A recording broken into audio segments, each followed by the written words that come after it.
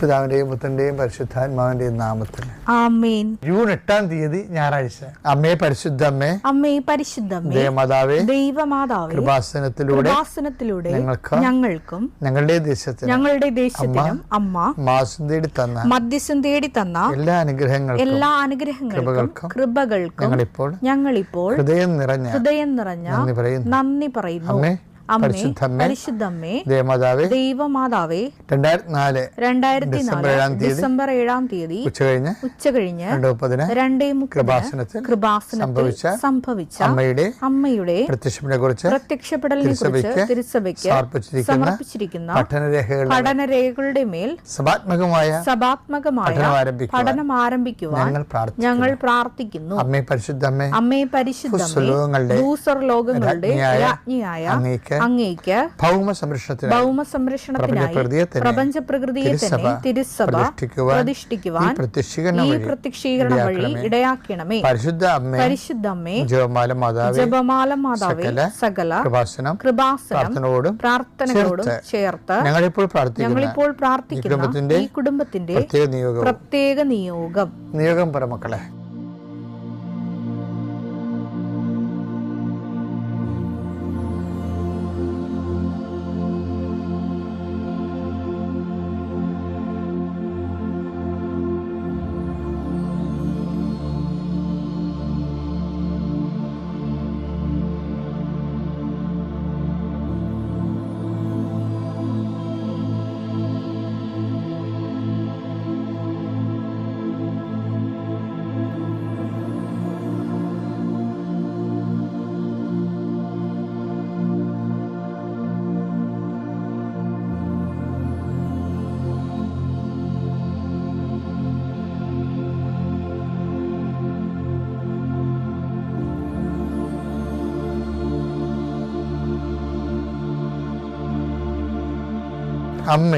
അമ്മയുടെ പ്രത്യക്ഷീകരണത്തിന്റെ ഈ അനുഗ്രഹവേളയിൽ ഞങ്ങൾക്ക് സാധിച്ചു തരുവാൻ കനിയണമേ.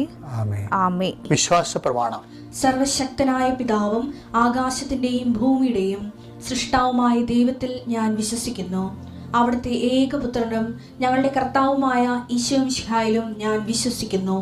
ഈ പുത്രൻ പരിശുദ്ധാത്മാവിനാൽ ഗർഭസ്ഥനായി കന്യകാമറിയത്തിൽ നിന്ന് പിറന്ന് പൊന്തിയോസ് പീലാത്തോസിന്റെ കാലത്ത് പീഡകൾ സഹിച്ച് കുരിശിൽ തറയ്ക്കപ്പെട്ട് മരിച്ച് അടക്കപ്പെട്ട് പാതാളങ്ങളിൽ ഇറങ്ങി മരിച്ചവരുടെ ഇടയിൽ നിന്ന് 3-ാം നാൾ ഉയർത്ത് സ്വർഗത്തിലേക്ക് എഴുന്നള്ളി സർവശക്തിയുള്ള പിതാവായ ദൈവത്തിന്റെ വലതുഭാഗത്തിരിക്കുന്നു.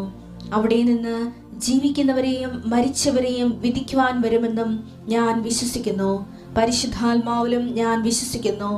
വിശുദ്ധ കത്തോലിക്കാ സഭയിലും പുണ്യവാന്മാരുടെ ഐക്യത്തിലും പാപങ്ങളുടെ മോചനത്തിലും ശരീരത്തിന്റെ ഉയർപ്പിലും നിത്യമായ ജീവിതത്തിലും ഞാൻ വിശ്വസിക്കുന്നു.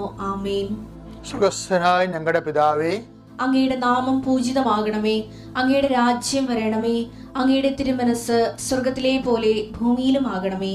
അന്നു വേണ്ടുന്ന ആഹാരം ഇന്ന് ഞങ്ങൾക്ക് തരണമേ. ഞങ്ങളോട് തെറ്റ് ചെയ്യുന്നവരോട് ഞങ്ങൾ ക്ഷമിക്കുന്നത് പോലെ ഞങ്ങളുടെ തെറ്റുകൾ ഞങ്ങളോടും ക്ഷമിക്കണമേ. ഞങ്ങളെ പ്രലോഭനത്തിൽ ഉൾപ്പെടുത്തരുതേ, തിന്മയിൽ ഞങ്ങൾ രക്ഷിക്കണമേ. ആമേൻ. നന്മ നിറഞ്ഞ മറിയമേ, സ്വസ്തി. കർത്താവ് അങ്ങയുടെ കൂടെ സ്ത്രീകളിൽ അങ്ങ് അനുഗ്രഹിക്കപ്പെട്ടവളാകുന്നു. അങ്ങയുടെ ഉദരത്തിൻ ഫലമായി ഈശോ അനുഗ്രഹിക്കപ്പെട്ടവനാകുന്നു. പരിശുദ്ധ മറിയമേ, തമ്പുരാന്റെ അമ്മേ, പാപികളായ ഞങ്ങൾക്ക് വേണ്ടി ഇപ്പോഴും ഞങ്ങളുടെ മരണസമയത്തും തമ്പുരാനോട് അപേക്ഷിക്കണമേ. ആമേൻ. എന്റെ കർത്താവേ, നിന്റെ ഉന്നതമായ നാമത്തിന് സ്വസ്ഥം ചെയ്യുന്നു. എന്റെ കർത്താവേ, നിന്റെ വിശുദ്ധ പൗരോഹിത്യത്തെ മഹത്വപ്പെടുത്തണമേ. എന്റെ കർത്താവേ, സഭയിലുള്ള സാന്നിധ്യം പ്രകടമാക്കണമേ.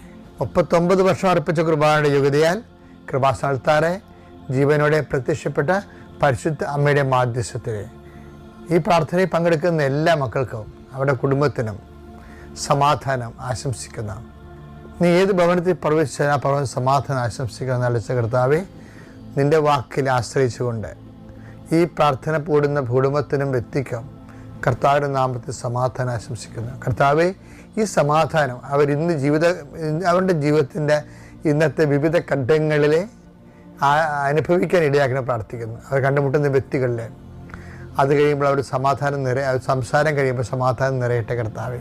രോഗപീഠകളെ വലയുന്നവരെ, മാനസിക പീഡകളെ വലയുന്നവർ, ഉറക്കമില്ലാത്തവർ, ഇന്നലെ രാത്രി പല കാര്യങ്ങൾ കൊണ്ട് ഉറങ്ങാൻ കഴിയാതിരുന്നവർ, ആ വിഷയങ്ങളെല്ലാം ഈശോ ഈ അനുഗ്രഹത്തിൻ്റെ ശക്തിയാൽ ഭാരങ്ങൾ നീങ്ങിപ്പോയിട്ട് ഞാൻ പ്രാർത്ഥിക്കുന്നു.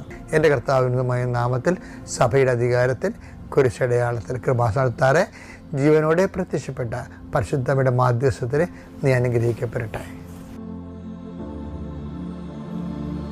ഇപ്പോഴും നമ്മുടെ ജീവിതത്തിൽ കാലാവസ്ഥ മാറ്റം വന്നിരിക്കുകയല്ലേ. പെരുമഴക്കാലമാണ്, പ്രളയകാലമാണ്. ജീവിതത്തിൽ ഇതുപോലെ തന്നെയുള്ള കാലാവസ്ഥ ഭേദങ്ങളുണ്ടാവും. കണ്ണീരിൻ്റെ കാലം ഉണ്ടാവും. ചിലർ കണ്ണീര് ഉണ്ടെങ്കിലും ആരെയും കാണിക്കാതെ കണ്ണീർ അടക്കി നടക്കുന്ന ആൾക്കാരുണ്ട്. അവരുടെ മനസ്സിലത് പ്രളയകാലമാണ്. ഈ എല്ലാ കാലങ്ങളിലും ഒരു ദൈവവിശ്വാസി കൈവരിക്കുന്ന ഒരു വാട്ടർ ലെവലുണ്ട്. എത്ര മഴ പെയ്താലും ഒരേ ലെവലിൽ നിൽക്കുന്ന ആൾക്കാരല്ലേ. ഒരേ ലെവലിൽ എത്ര സങ്കടം ഉണ്ടെങ്കിലും ഒരേ ലെവലിൽ നിൽക്കുന്ന ആൾക്കാരുണ്ട്. നമ്മൾ അറിയത്ത് പോലുമില്ല അവർക്ക് എന്തുമാത്രം വിഷമതകളുണ്ടെന്നുള്ള അറിയത്തില്ല. നമുക്ക് പിന്നെ 2 കാലങ്ങളായിട്ടാണ് കാണപ്പെടുന്നത് കേരളത്തിൽ. ഇപ്പോഴല്ല, പണ്ട് മുതൽ ഈ കേരളം സന്ദർശിച്ചിട്ടുള്ള സഞ്ചാരികളുടെ പുസ്തകമൊക്കെ എൻ്റെ കയ്യിലുണ്ട് കുറേ. ഇപ്പോൾ മാർക്കോപോളോയുടെ കാലം തൊട്ട് ഇങ്ങനെ ബുക്കനായൻ്റെ കാലം വരെയൊക്കെ ഉള്ളവരെല്ലാവരും പറയുന്നത് കേരളത്തിൽ 2 കാലാവസ്ഥയുള്ളതെന്ന് പറഞ്ഞു. ഒന്ന് വേനലും വർഷവും. ഇപ്പോൾ വർഷകാലമാണ്. പക്ഷെ മറ്റു കാലങ്ങളൊക്കെ ഞാൻ കാനഡയിലൊക്കെ ചെന്നപ്പോൾ അവരെന്നോട് വിശദീകരിക്കുകയായിരുന്നു, മഞ്ഞുകാലമുണ്ട്, സ്പ്രിങ് ഉണ്ട്. അപ്പോൾ അങ്ങനെ ഓരോരോ കാലം വ്യത്യസ്തമായിട്ട് അവർക്കുണ്ട്. ബൈബിൾ എന്താ പറഞ്ഞു വെച്ച് കഴിഞ്ഞാൽ ഓരോരുത്തർക്കും ഇതുപോലെ കാലമുണ്ട്, ഓരോ കാലമുണ്ട്. അങ്ങനെ കാലം വ്യത്യാസപ്പെടുത്തുന്നത് എന്തിനാണെന്ന് കർത്താവിൻ്റെ വചനത്തിലുണ്ട്.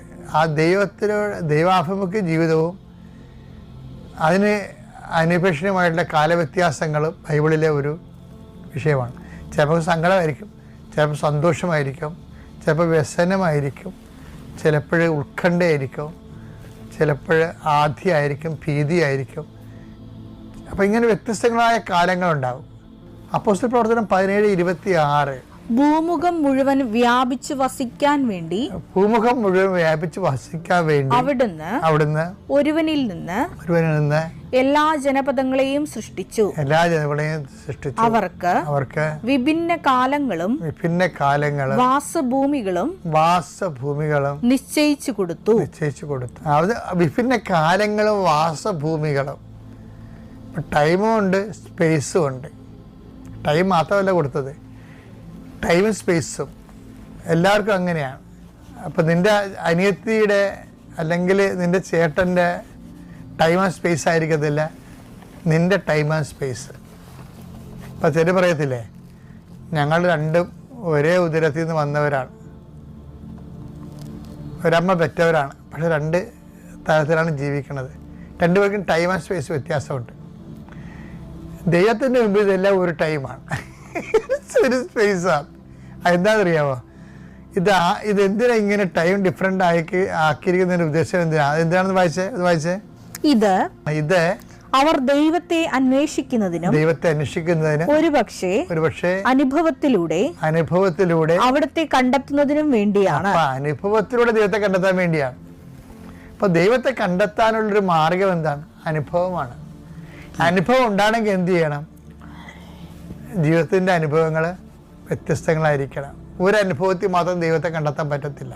കൃപാസനം എന്തുകൊണ്ട് ഇത്തിരി സാക്ഷ്യങ്ങൾക്ക് പ്രാധാന്യം കൊടുക്കുന്നത്? ഈ സാക്ഷ്യങ്ങളെന്ന് നമ്മൾ വിളിക്കുന്നത് അനുഭവ സാക്ഷ്യങ്ങളാണ്. അപ്പം നീ എന്നെ കേൾക്കുന്ന നീയും കർത്താവെ എനിക്കൊരു അനുഭവ സാക്ഷ്യം തരണമെന്ന് പ്രാർത്ഥിക്കണം. കാര്യം എന്താണ്? നീ നിൻ്റെ കാലത്തെ, ക്ലേശകാലത്തെ നീ നല്ല കാലമായി കൺവേർട്ട് ചെയ്തതിൻ്റെ അനുഭവങ്ങളുടെ സാക്ഷ്യമാണത്. അപ്പോൾ എല്ലാ കാലങ്ങളും നല്ലതാണെന്ന് അനുഭവ സാക്ഷ്യത്തിലൂടെ നമുക്ക് അനുഭവിച്ചറിയാം. Thank you.